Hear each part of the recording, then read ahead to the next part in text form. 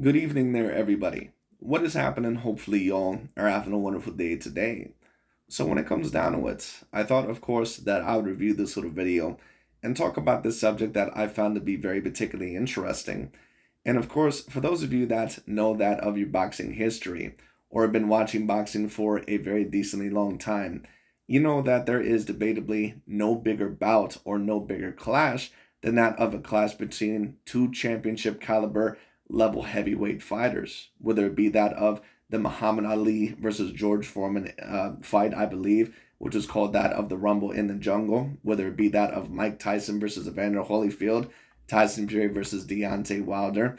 The heavyweight division, of course, has been looked at as one of the more glamour divisions and was mainly looked at as the main glamour division throughout boxing for a very long time. Of course, you had that probably when it was at its highest, at least debatably during that of the 1970s, I believe, with that of Muhammad Ali, who was probably the greatest character, especially in terms of charisma and hyping up a fight that the heavyweight division had personally ever seen, debatably that boxing had ever seen. And then, of course, he shared that era with that of George Foreman and Joe Frazier mainly, who were his main two rivals. Afterwards, in the 80s, it kind of suffered a little bit in terms of that same high caliber level, which was the Larry Holmes era, which of course was not looked at as the most entertaining era, and it pretty much was taken over by that of the Four Kings, that of Sugar Ray Leonard, Roberto Duran, Tommy Hearns, and Marvin Hagler, which brought a lot of attention to that of the lower weight classes, which I think in a way was a great thing. And then, of course, in the mid to late 1980s, Mike Tyson ended up coming back on the scene and bringing a lot of that pizzazz and a lot of that rumble to the heavyweight division that it truly needed. Now, I don't believe that a lot of the fighters in the mid to late 80s were really super competitive, great heavyweight champions, but it is what it is. Mike Tyson still did his thing. And then, of course, a little bit later on, not to drag it on too much, it went to the 1990s. Debatably, the most talented heavyweight roster, top to bottom, that I have personally ever seen, with certain fighters like that of Mike Tyson, Evander Holyfield, Lennox Lewis, Riddick Bowe, and a certain amount of other fighters, Tommy Morrison, George Foreman, Michael Moore, all those guys at one point in time tasting championship level gold. And then, of course, the era after that, which I've talked about many times, the Vladimir Klitschko era, it was not really the best of eras, a lot like that of the Larry Holmes era, because I don't think that there was really a lot of challengers that were really up to the mantle of that of a Vladimir Klitschko. But that pretty much leads us to the era today, pretty much to make a long story short, where basically once Tyson Fury defeated Vladimir Klitschko in 2015, you then got to the Tyson Fury, Anthony Joshua, and Deontay Wilder era. And like I said, even though Vladimir Klitschko was an all-time great fighter in my view, when we really talk about the top five wins in his career, who really can we say were all-time great fighters that he truly beat, at least throughout some of his era? Because a lot of those fighters, in my view, really were not true king type of challengers or championship level fighters that I could truly call as all-time great fighters. Maybe some of you disagree, but just my personal view. And I think that the current era, at least in that of heavyweight boxing of the past 10 years, has probably been a lot better than that of the Vladimir Klitschko era. Not only did you have that of Tyson Fury, not only did you have that of Anthony Joshua and Deontay Wilder, but you had a lot of great contenders that were coming up, and if they weren't looked at as decently skilled, they at least were that of very decently dangerous fighters, whether it be that of Joe Joyce, who would come a little bit later on, Dillian White, Andrew Ruiz, Luis Ortiz, Joseph Parker, Alexander Povetkin was still in the picture, and there's a multitude of other fighters that, of course, I'm probably not mentioning. Alexander Usyk, of course, recently was introduced to the weight division after he defeated Anthony Joshua, and a few other fighters that I'm sure I'm not mentioning.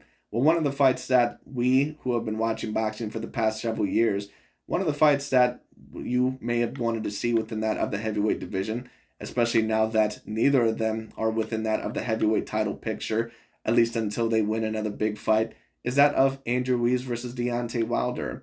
Unfortunately, this fight has not been able to happen yet. You would think that, debatably it would be able to get signed because both fighters, I believe, are with that of the PBC. But apparently Deontay Wilder was not satisfied with that of the negotiations in the past, and now Andrew Ruiz is not satisfied with the negotiations as of now. So the question is that can this fight potentially get set up, and how great of a matchup truly is it? Anyways, I thought that I would talk about it. Let's get straight into it. Team Andy Ruiz, in the form of his father, called Deontay the Bronze Bomber Wilder a liar and said that Wilder is offering a ridiculous amount of money and not in a good way. In this video, that's what we gonna talk about.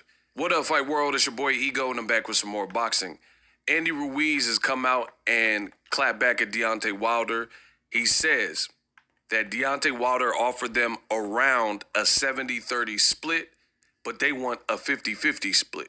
He says Wilder is a liar. He and his trainer, Malik Scott, want Andy Ruiz to accept a ridiculous amount of money, but Andy is not some random name, end quote. My thoughts. I mean, this fight has been talked about for quite some time. It seems like it would be fairly easy to make, considering both fighters currently with PBC and Al Heyman. In my honest opinion, currently the heavyweight division is kind of looking bad. Heavyweight division looking dry. Seems to be a lot of these quarrels, fights are talked about more than they're actually happening. We've seen it with Tyson Fury, Usyk. They've talked about Tyson Fury fighting John Jones and Francis Ngannou. They've talked about Usyk and Wilder. Obviously, Wilder, Ruiz, and Before Mr. Boxing Eagle continues, I would tend to have to agree with him that the heavyweight division as of lately certainly has been very uneventful. Because, for such a big year in terms of boxing with so many big fights that have happened, you would hope that a big fight within that of the heavyweight division would happen. Whether it be Tyson Fury versus Alexander Usyk or Anthony Joshua versus Dillian White in the rematch or Deontay Wilder versus Andrew Ruiz. But it doesn't appear that any big fights are going to happen. Now, to talk about the Deontay Wilder versus Andrew Ruiz situation, apparently what Andrew Ruiz's problem is with that of Deontay Wilder and the negotiations is that it was close to a 70-30 split, and he apparently is not willing to take that of a 70-30 split, and he stated that he wanted a 50-50 split against that of Deontay Wilder. Now, I'm not quite sure if I would say that Andrew Ruiz is realistically going to get a 50-50 split, but I would say that it more than likely probably is more deserved along the sides of probably a 60-40 split. And certain Deontay Wilder fans, they may disagree with that.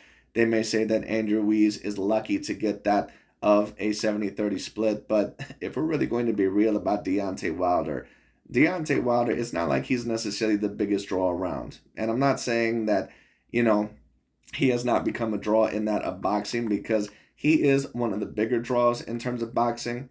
But there's a reason why his latest fight against that of Robert Elenius, why no one ever talked about those pay-per-view numbers, because those pay-per-view numbers were actually quite horrendous for a fighter that was allegedly, according to a lot of these LDBC and new media channels and his fans, the quote-unquote once upon a time face of the heavyweight division.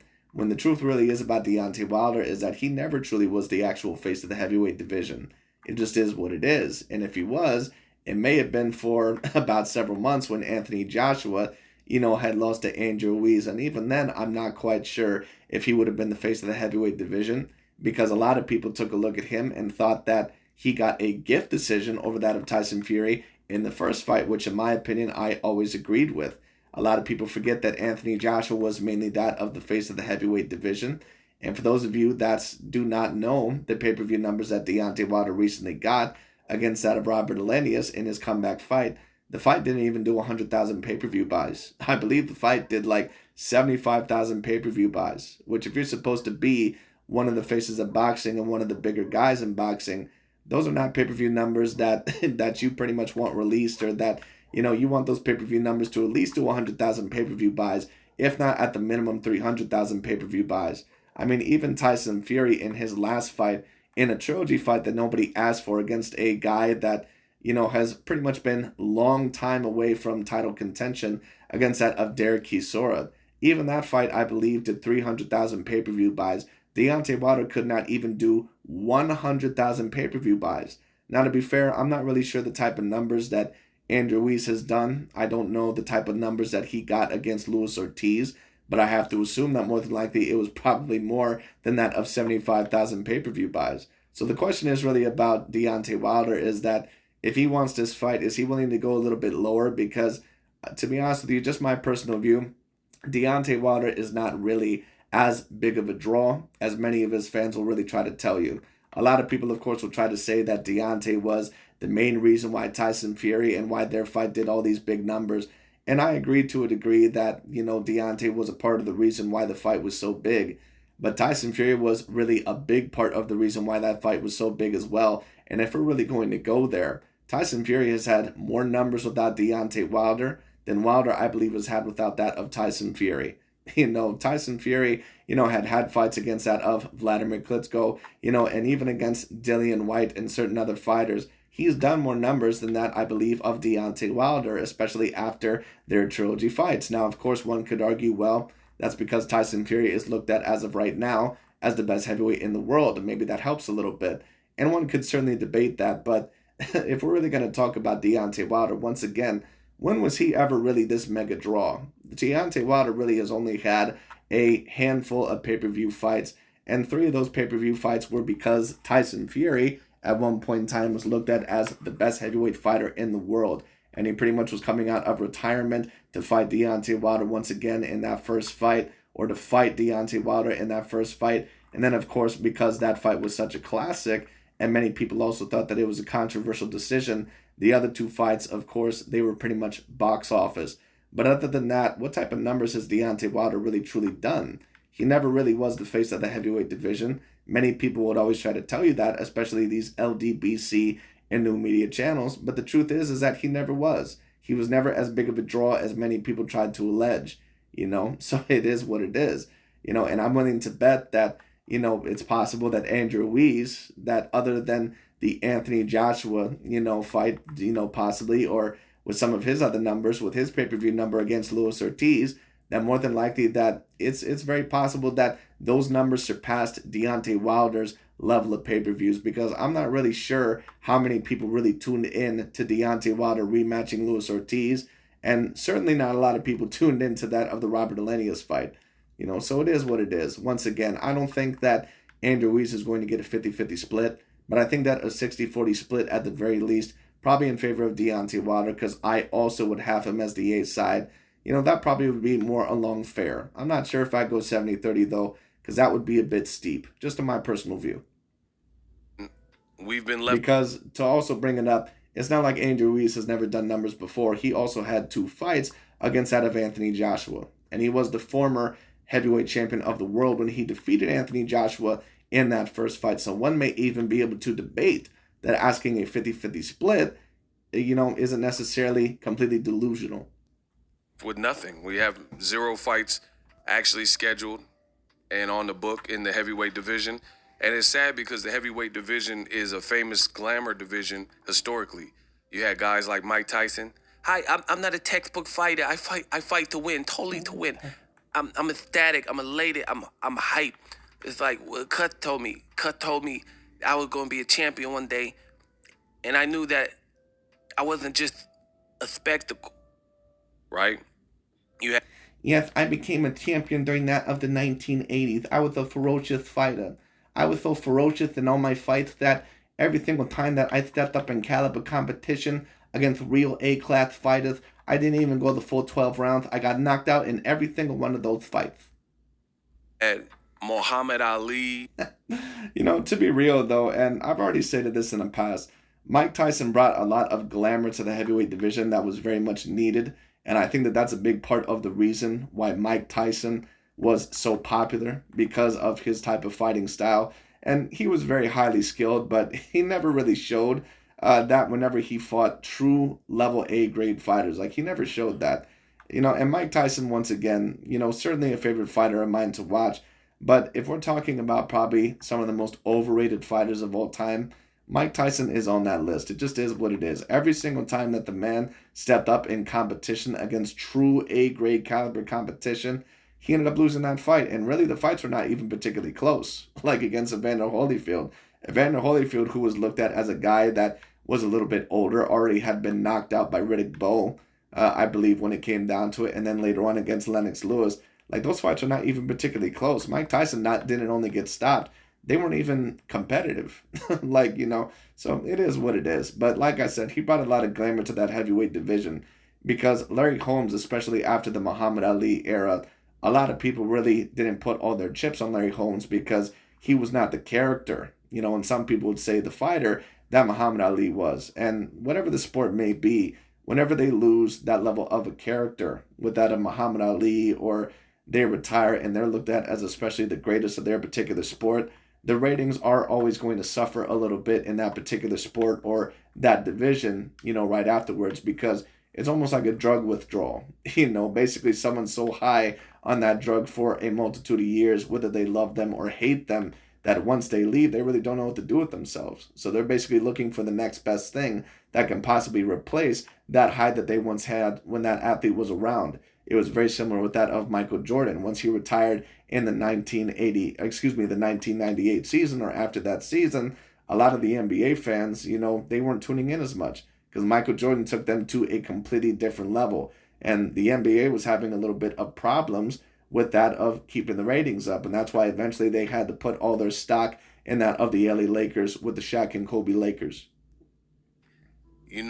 Shavers. And even tennis at the moment, which is another sport that I very much like to watch, even that is suffering a little bit because a lot of fans who adore that of Rafael Nadal and Roger Federer, they know that their time is pretty much up. And Roger Federer, he retired last year, I believe.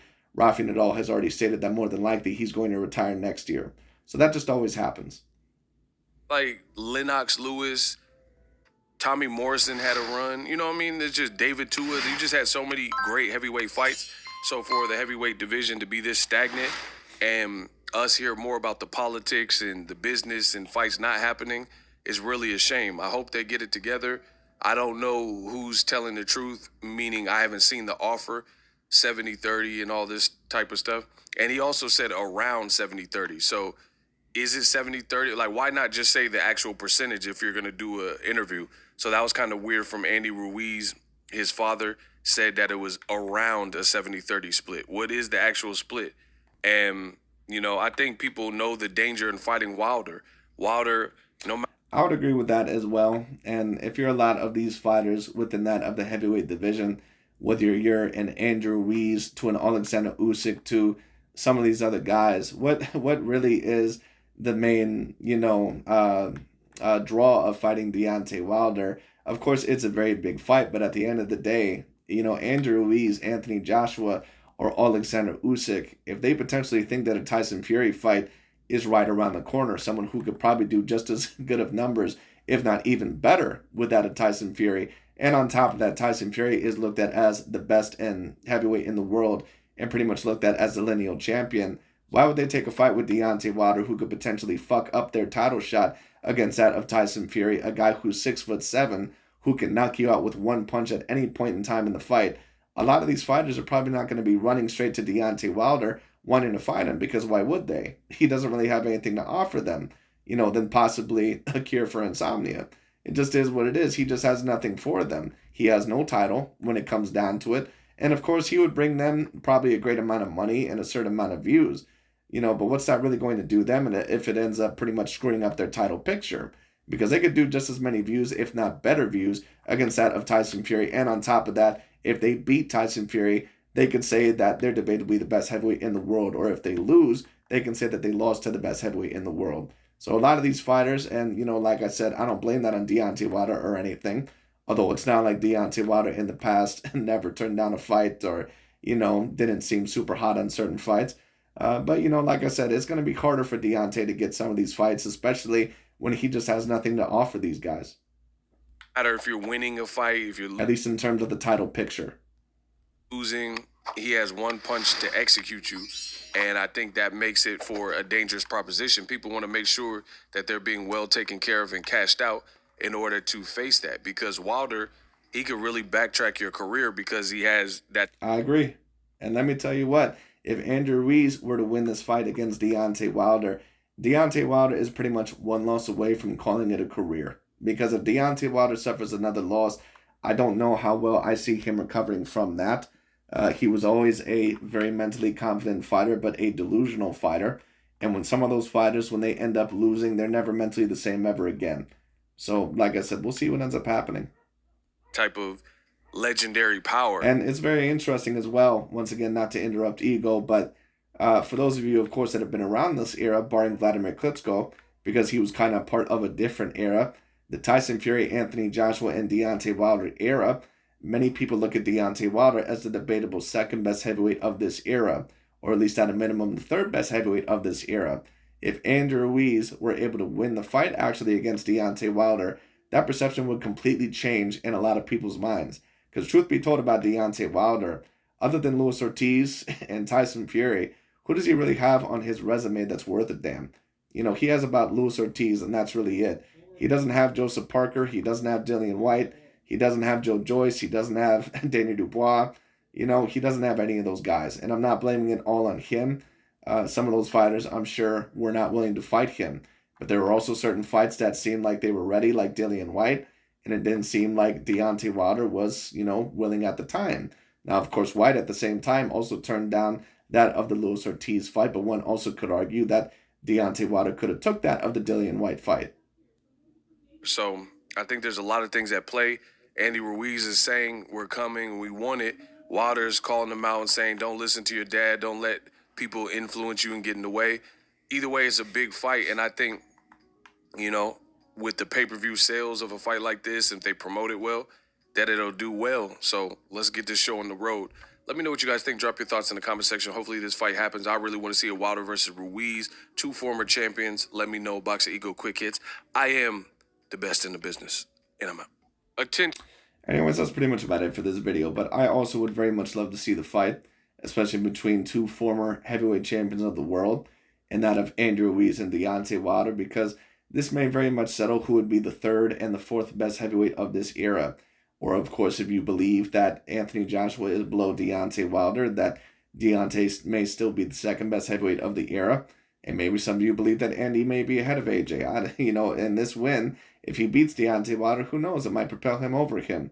Because AJ, to be fair, he did lose to Andrew Ruiz in that first fight. And certain people would say that maybe Andy did not prepare the best for the second fight. So like I said, this fight would really mean a lot for both of their careers in a multitude of ways. It'd be very interesting. Do I see the fight happening next? I hope and pray that the fight happens, but more than likely, no. Not unless Deontay is willing to give a 50-50 split, or at the very least, a 60-40 split, which I believe a 60-40 split would probably be amicable. I believe that more than likely would be the more logical split. But, we'll see. But anyways, that's pretty much about it for today. We'll see what happens. And that's pretty much about it. I'll talk to y'all later.